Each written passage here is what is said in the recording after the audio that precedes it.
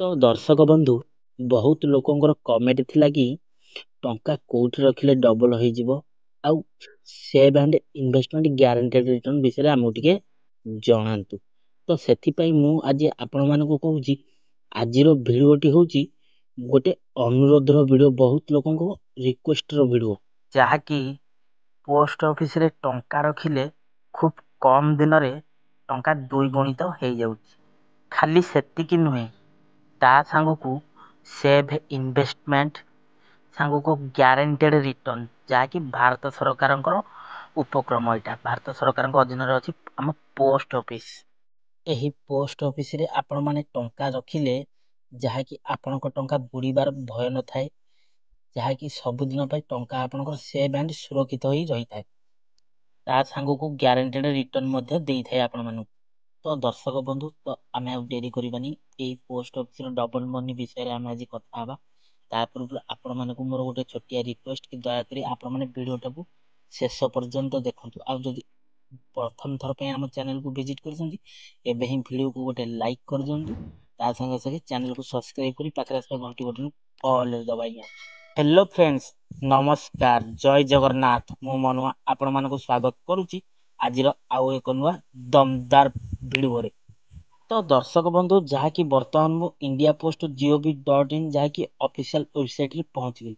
ଗଲା ପରେ ସେଠି ଗୋଟେ ଏଇ ଟାଇପର ଇଣ୍ଟରଫେସ୍ ଆସିବ, ଯାହାକି ପୋଷ୍ଟ ଅଫିସ ସଞ୍ଚୟ ସେଭିଙ୍ଗ ସାର୍ଟିଫିକେଟ।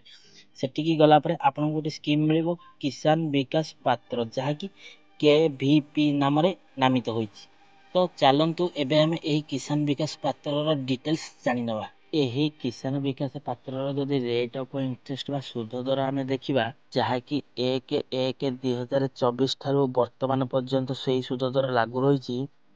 ବାର୍ଷିକ 7.5% ହାରରେ ସୁଧ ମିଳିବ, ଯାହାକି 7.50ରେ ଆପଣମାନଙ୍କୁ ସୁଧ ମିଳିବ।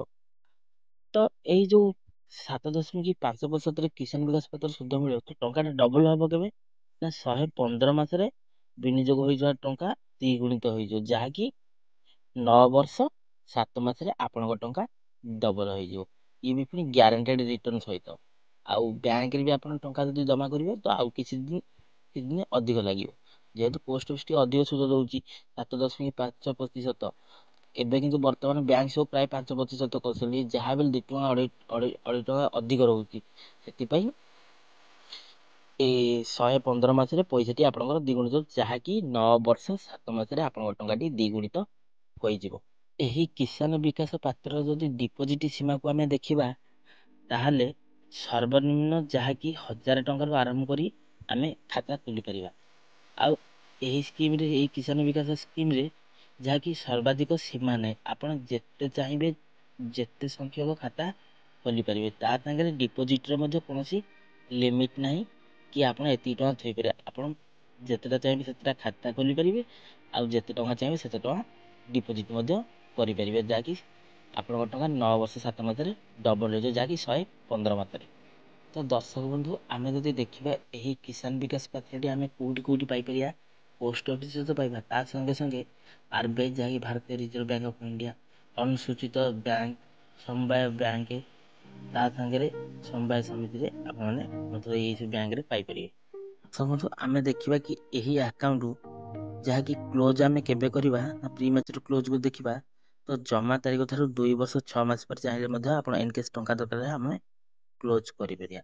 ଖାଲି ସେତିକି ନୁହେଁ, ତା ସହିତ ଏହି ଆକାଉଣ୍ଟରେ ଥିବା ଆପଣଙ୍କର ଟଙ୍କା ଆପଣ ଚାହିଁଲେ ଅନ୍ୟ ଜଣଙ୍କୁ ସ୍ଥାନାନ୍ତରଣ କରିପାରିବେ ବା ଟ୍ରାନ୍ସଫର ମଧ୍ୟ କରିପାରିବେ, ତା ସ୍ୱହସ୍ତରେ ତା ନାଁରେ ଆପଣ ଦେଇପାରିବେ। ତ ଦର୍ଶକ ବନ୍ଧୁ, ଏବେ ଆମେ ଚାଲୁ ଦେଖିବା କାଲକୁଲେସନ୍ ପେଜକୁ ଯାଇକି କାଲକୁଲେସନ୍ କରି ଦେଖିବା କିଷାନ ବିକାଶ ପାତ୍ରରେ ଆମକୁ କେତେ ବର୍ଷ ପରେ ପଇସା ଡବଲ ହେଉଛି ଆମେ ଦେଖିବା। ତ ଆପଣମାନେ ଦେଖିପାରୁଥିବେ ବର୍ତ୍ତମାନ ଡିପାର୍ଟମେଣ୍ଟ ଅଫ୍ ପୋଷ୍ଟ, ଯାହାକି ପୋଷ୍ଟ ଇନଫୋରେ ଆମେ ଏବେ ବର୍ତ୍ତମାନ ଆସିଯାଇଛି। ଏଠି କାଲକୁଲେଟର ପେଜକୁ ଚାଲିଯିବା। ବର୍ତ୍ତମାନ ଆମେ କାଲକୁଲେଟର ପେଜକୁ ଆସିଗଲେ, ଯାହାକି KVP ଆଉ NS ଲେଖା ହେଇଛି, ମିଶିକି ଦୁଇଟାକ ରହିଛି।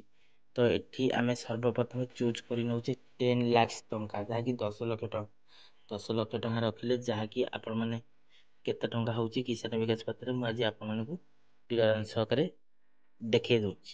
ତ ଆପଣ ଏଠି ଦେଖିପାରୁଥିବେ 10 ଲାକ୍ଷ ଟଙ୍କା, ତ କାଲକୁଲେସନ୍ କରି ଦେଖେଇ ଦେଉଛି ମୁଁ ଆଜି ଆପଣମାନଙ୍କୁ, ଯାହାକି ଏପଟେ ଦେଖନ୍ତୁ KVP କିଷାନ ବିକାଶ ପାତ୍ର ଯାହାକି ମ୍ୟାଚୁରିଟିର 10 ବର୍ଷ 4 ମାସ ଏପଟେ ଇଏ ଲେଖୁଛି, କିନ୍ତୁ ସେପଟେ ଆପଣଙ୍କର କଟିକି ଆସିବ ଯାହାକି 9 ବର୍ଷ 7 ମାସ।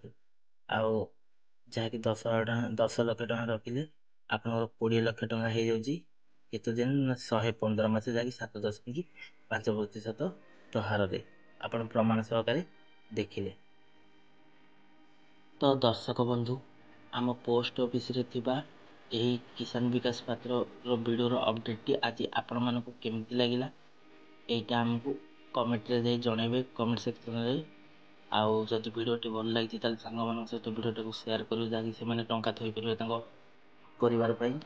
ଆଉ ଭିଡ଼ିଓଟି ଭଲ ଲାଗିଥିଲେ ବି ଭିଡ଼ିଓ ଗୋଟେ ଲାଇକ୍ କରିଦିଅନ୍ତୁ, ତା ସାଙ୍ଗେ ସାଙ୍ଗେ ଚ୍ୟାନେଲକୁ ସବସ୍କ୍ରାଇବ୍ କରି ପାଖରେ ଥିବା ଘଣ୍ଟି ବଟନ୍ ଅଲ୍ରେ ଦବାଇ ଦିଅନ୍ତୁ। ତ ଆଜି ପାଇଁ ଭିଡ଼ିଓଟାକୁ ଏଇଠି ରଖୁଛି, ପୁଣି ଦେଖା ହେବା ନେକ୍ସଟ ଏକ ଏପିସୋଡ଼ରେ। ସେ ପର୍ଯ୍ୟନ୍ତ ବିଦାୟ ଦିଅନ୍ତୁ, ରହୁଛି। ଟେକ୍ କେୟାର, ବାଏ ବାଏ, ଜୟ ଜଗନ୍ନାଥ।